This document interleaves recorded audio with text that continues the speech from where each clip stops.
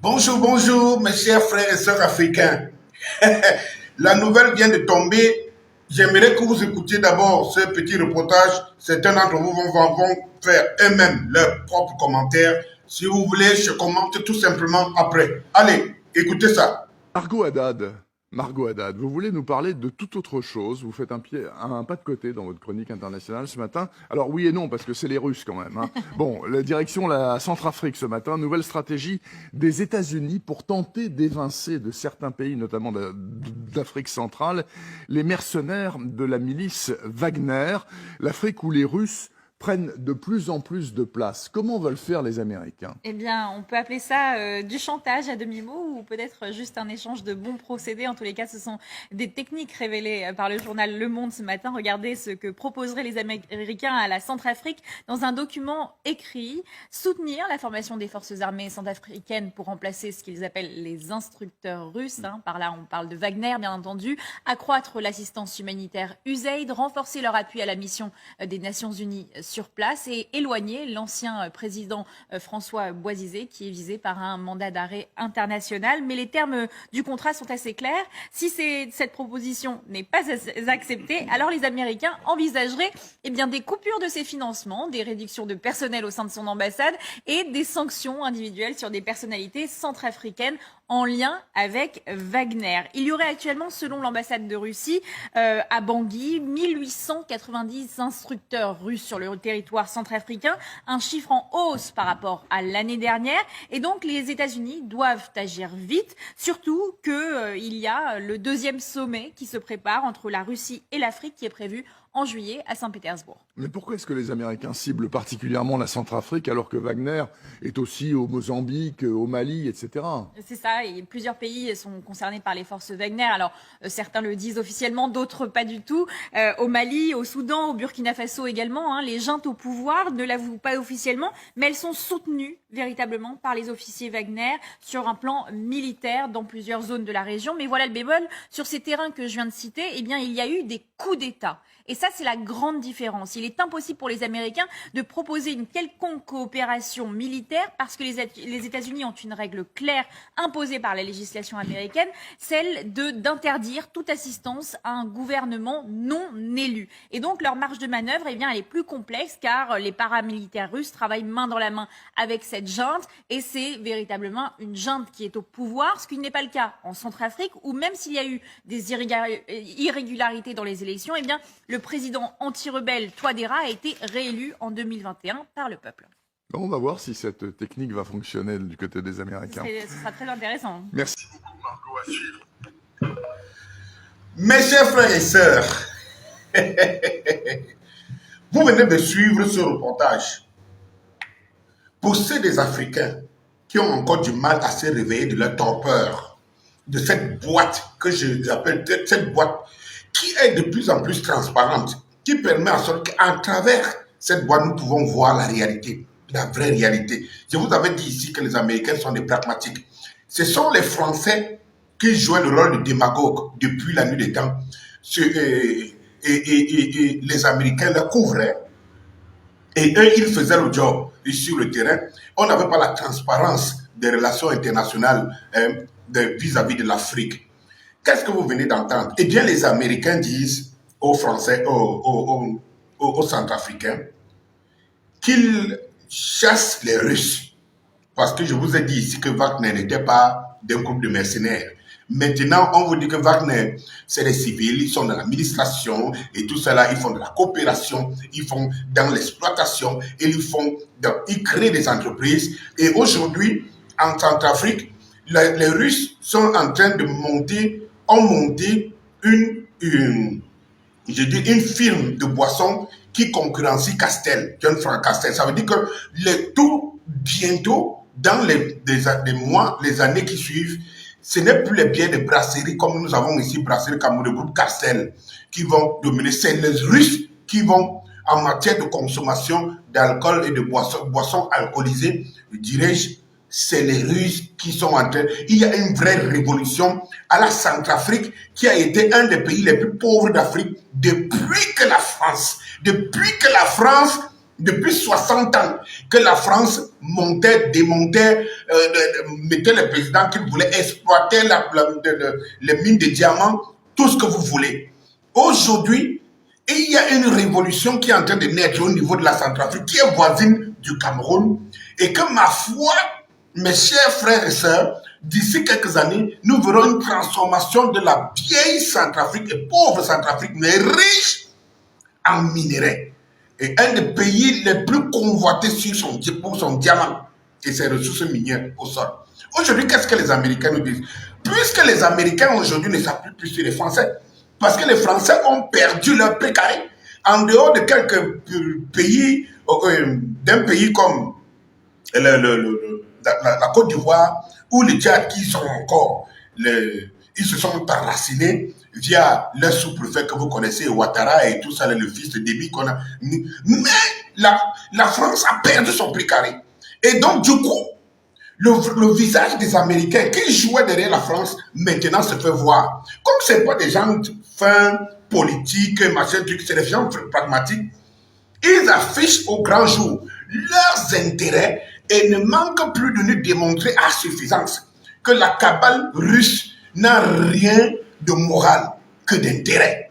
Eh bien, les Américains disent aux Centrafricains, vous chassez les Russes et nous, on va vous aider, on va vous apporter une assistance économique, on va soutenir votre position au niveau de l'ONU, on va vous prêter assistance à des affaires politiques. Il y a François Bozizé, l'ex-président, qui est trop menaçant. On va l'éloigner.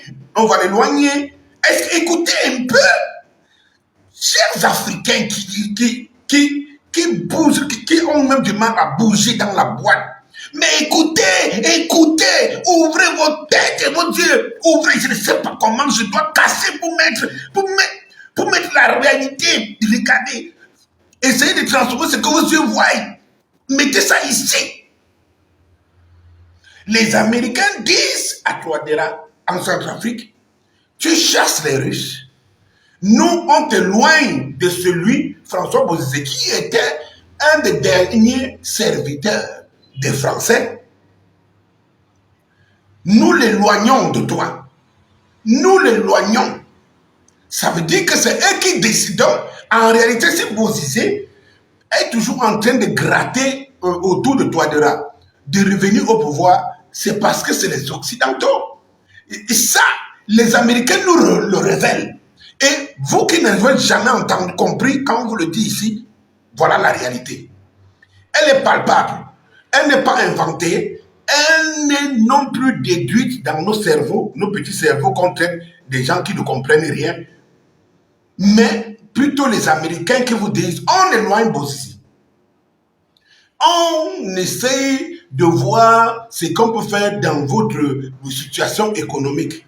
Ah, les Américains étaient où depuis plus de 60 ans, ou 70 ans. Donc, tous les présidents successifs, on prend même la femme de Bokassa. Jusqu'à prendre même la femme de Bokassa. Et tout ça. Tous les Américains étaient au courant. Ils mangeaient leur part que les Français les laissaient prendre.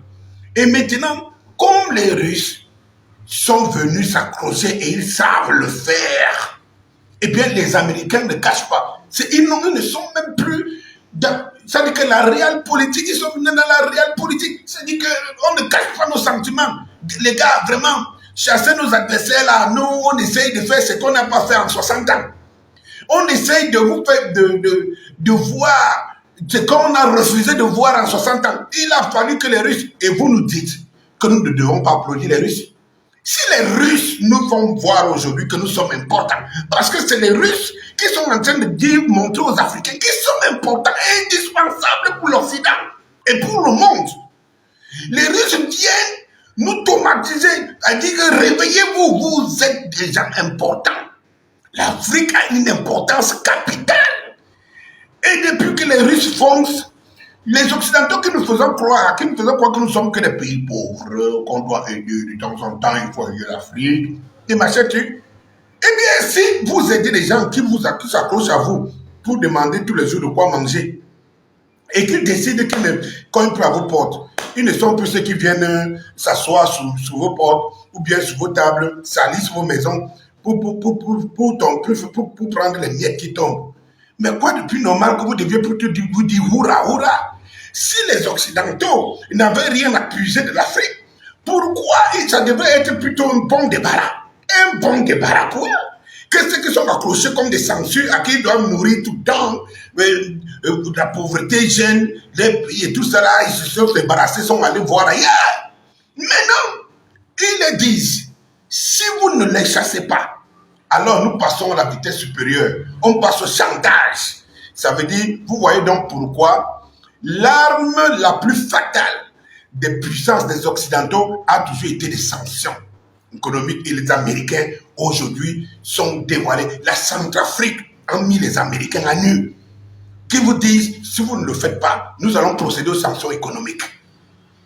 Nous allons interdire certains des avoirs centrafricains. Et nous allons, de toutes les façons, nous allons vous masser. Mais il se fait trop tard. Il se fait trop tard, les gars. Et l'Afrique, ce n'est plus l'Afrique là. Autant vous avez encore des moutons qui vont vous servir, et comme les Ouattara et tout cela, autant la grande Afrique. Aujourd'hui, il y en a des dirigeants qui savent que le peuple, si tu t'accroches au peuple, et que tu as un parrain comme la Russie, non, tu pousses ton pays au sommet.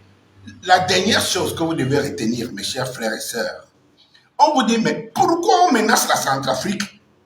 On menace Touadéra et on ne menace pas les autres Maliens, Burkina et Guinée et tout ça.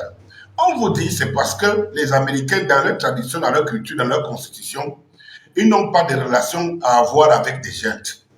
Autrement dit, cela veut dire que les Africains doivent donc comprendre aujourd'hui que leur libération passera par les coups d'État. Donc, pour enlever les pro-euro-occidentaux qui servent les intérêts des Occidentaux, la libération des pays africains doit passer par des coups d'État. Ce n'est pas moi qui le dis, vous l'avez bien suivi. Et donc, les coups d'État sont une aubaine pour nous. Pourvu que ces coups d'État soient faits pour des gens qui viennent servir le peuple. Vous voyez, on ne peut rien dire aux Maliens. D'ailleurs, aux Burkinabés, d'ailleurs, les Maliens viennent de voter contre la résolution contre la Russie aux Nations Unies, sans embâche. Qui l'aurait cru, il y a encore quelques années, que les Africains pouvaient être émancipés au point de décider d'aller contre les Occidentaux et contre les intérêts des Occidentaux. Avec une certaine élégance, une certaine assurance. Le monde est en train de tourner, mes chers frères africains. Saisissez la balle au bon. Saisissez la balle au bon. Allez, bonjour.